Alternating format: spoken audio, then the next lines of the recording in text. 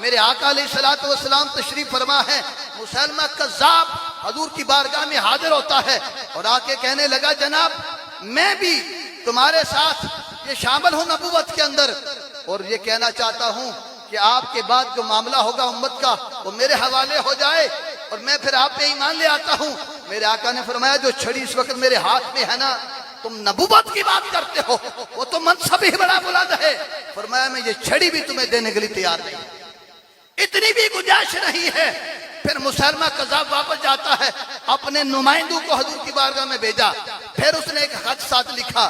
مسلمہ کذاب اپنے آپ کو رسول کہتا تھا اور مرثیوں کو یہ ایک بات کہنا چاہتا ہوں، کیونکہ مرزئی سمجھتے ہیں کہ ہم حضور کو بھی نبی مانتے ہیں، پھر مرزئی کو بھی نبی مان کر وہ سمجھے کہ ایمان رہے گا، ایسا نہیں ہے۔ تاریخ کو اٹھا کے دیکھیں، مسلمہ کذاب بھی اپنے آپ کو رسول کہتا تھا، رسول کریم کو بھی رسول تسلیم کرتا تھا، لیکن میرے آقا نے اس کی نبوت کے حوالے سے بات بتا دی کہ یہ کذاب ہے، جھوٹا ہے۔ حضرات ذوالفقار جب اس کے نمائندے آئے نا اور آگے حضور سے بات کرنے لگے، میرے آقا نے ارشاد فرمایا اگر یہ قانون نہ ہوتا، یہ دستور نہ ہوتا کہ سفیروں کو قتل نہیں کیا جاتا، چونکہ تم جھوٹے نبوت کے جو مدعی ہے اس کے نمائندے بن کے آیا ہوں۔ میرے آقا کا اتنا جلال آیا، یہ جملہ ارشاد فرما دیا، فرمایا اگر یہ دستور نہ ہوتا کہ سفیروں کو قتل نہیں کیا جاتا، کیونکہ تم جھوٹے کے مدعی کے نمائندے بن کے آئے ہو، فرمایا میں تمہیں قتل کروا دیتا۔ گویا کہ حضور نے یہ بھی برداشت نہیں فرمایا کہ مدعی جو جھوٹا ہے اس کا نمائندہ بات بھی کرے۔ آقا کا اتنا جلال ہے۔ حضرات ذوالفقار مزید کئی ایسے واقعات حدیث مبارکہ ہیں جس کے اندر اللہ کے محبوب نے اپنی ختم نبوت کا ذکر فرمایا ہے۔ نبی کریم علیہ السلام نے جب غزوہ تبوک پر روانہ ہونے لگے، مولا علی المرتضیٰ شیر خدا رضی اللہ تعالیٰ عنہ کو اپنا نائب بنا کے مدینہ پاک میں ٹھہرایا، تو سیدنا علی المرتضیٰ رضی اللہ تعالیٰ عنہ ہم سلام عقیدت کرتے ہیں مولا کائنات کو، جنہوں نے آگے سے عرض کیا۔ میرے آقا نے خوبصورت بات ارشاد فرما دی، عرض کرتے ہیں یا رسول اللہ صلی اللہ علیہ وسلم مجھے عورتوں میں چھوڑ کے جا رہے ہیں، مجھے بچوں میں چھوڑ کے جا رہے ہیں، میں تو میدان میں جانے والا تھا۔ میرے آقا نے فرمایا اما تردا ان تکون منی بمنزلت ہارون من موسیٰ، اے علی تو چاہتا نہیں ہے کہ تیرا وہی مرتبہ میرے نزدیک ہے جس طرح ہارون کا موسیٰ علیہ السلام کے ساتھ تھا، لیکن الا انہ لا نبی بعدی، فرمایا لیکن میرے بعد کوئی نبی نہیں ہوگا۔ اور یہ حضرت مولا کائنات حضور کی اتباع میں زندگی گزارنے والے ہیں۔ مرزا قادیانی اپنے بندوں کو اس بات پہ بھی مطمئن کرتا رہا، کہتا ہے جب کسی نبی کی اتباع کی جائے نا پھر بندہ نبی بن سکتا ہے۔ قادیانی اس دھوکے میں بھی رہتے ہیں، انہیں بتایا جائے کہ سب سے زیادہ اتباع کرنے والے نبی کے صحابہ حضور کے ذات تھے، حضور کی اہل بیت اتباع کرنے والے تھے۔ جب ان کے ہاں کوئی نبوت کی بات نہیں ہے تو صدیوں بعد کوئی دعویٰ کرنے والا ہو وہ جھوٹا ہو سکتا ہے، وہ اللہ کا نبی نہیں ہو سکتا۔ تو حضرات ذوالفقار اللہ تعالی ہمیں توفیق عطا فرمائے، ہم سمجھیں قادیانی، یہ میں جو جملے کہنے لگا ہوں یہ اس لیے کہہ رہا ہوں لائیو بات جا رہی ہے، کوئی قادیانی سنے تو اس بات کو سمجھے۔ نبی جو ہوتا ہے نا، نبی وہ پہلے دن بچپن میں، جوانی میں، زندگی کے کسی حصے میں جو دعویٰ کرتا ہے نا تا دم آخر اس دعوے پہ قائم رہتا ہے۔ یہ نہیں ہو سکتا کہ نبی پہلے دور میں کوئی اور بات کرے اور بعد کے دور میں کوئی اور بات کرے۔ قادیانی کی اپنی کتابوں میں لکھا ہے، وہ کہتا ہے کہ میں خود جب تک وہ بدبخت نہیں بنا تھا، اس کے اپنے جملے اس کی کتابوں میں درج ہیں، کہتا تھا کہ جو بھی نبوت کا دعویٰ کرے میں اسے دار اسلام سے خارج سمجھتا ہوں۔ وہ نبوت کا دعویٰ کوئی بھی نہیں کر سکتا، خود مانتا تھا، لیکن بدبخت نے پھر خود ہی دعویٰ کیا، پھر کہنے لگا میں ہی محمد ہوں، میں ہی رسول بن کے آیا ہوں، نعوذ باللہ۔ ایک طرف یہ دعویٰ تھا اور دوسری طرف یہ دعویٰ تھا۔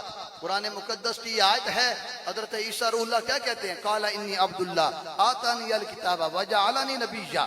حضرت عیسیٰ علیہ السلام ابھی چند دن کی عمر میں ہیں، اس وقت بھی بتا رہے ہیں میں اللہ کا بندہ ہوں، میں اللہ کا نبی بن کے آیا ہوں۔ تو پہلے دن سے ہی انبیاء کو، نبی کو پتا ہوتا ہے کہ میں نبی ہوں، یہ نہیں کہ کسی کو خبر نہ ہو۔ وہ نبی کیسا جس کو خبر نہیں ہوتی؟ قادیانی کو اتنا عرصہ پتہ ہی نہیں چلا، اور پھر جب انگریز نے کہا تو تب اس کو پتا چلا ہے۔ اس لیے قادیانی کسی دھوکے میں رہ کر جہنم کے رستے پہ نہ چلیں، اس بات پہ غور کریں کہ یہ کہتا ہے کہ جو دارہ اسلام جو نبوت کا دعویٰ کرے دارہ اسلام سے خارج، دوسری طرف پھر دعویٰ کرتا ہے. پھر یہ بھی ریکارڈ ہے کہ انبیاء کی تاریخ کا کہ جو نبی بھی تشریف لایا نا، کسی نبی نے یہاں پہ آ کے کسی سے نہیں پڑھا. آدم علیہ السلام سے لے کر میرے آقا مولا تک کسی نبی نے کسی کے پاس نہیں پڑھا.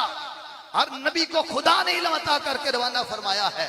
نبیوں کو جو علوم عطا ہوئے ہیں وہ خدا سے عطا ہوئے ہیں.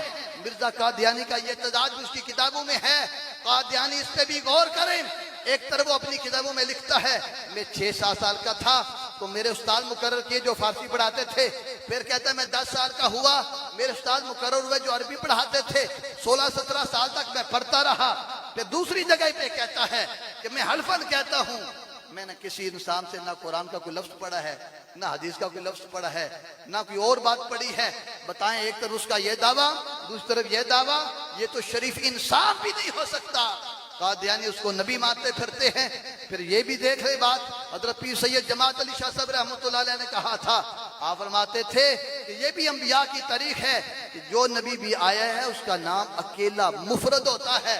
اگر عیسیٰ ہے تو کیلے عیسیٰ، موسیٰ تو کیلے موسیٰ ہے، آدم تو کیلے آدم ہے، نوح تو خالی نوح ہے. ان کے آگے پیچھے اور نام نہیں ہوتا. میرے آقا کا بھی اسم گرامی محمد صلی اللہ علیہ وسلم ہے.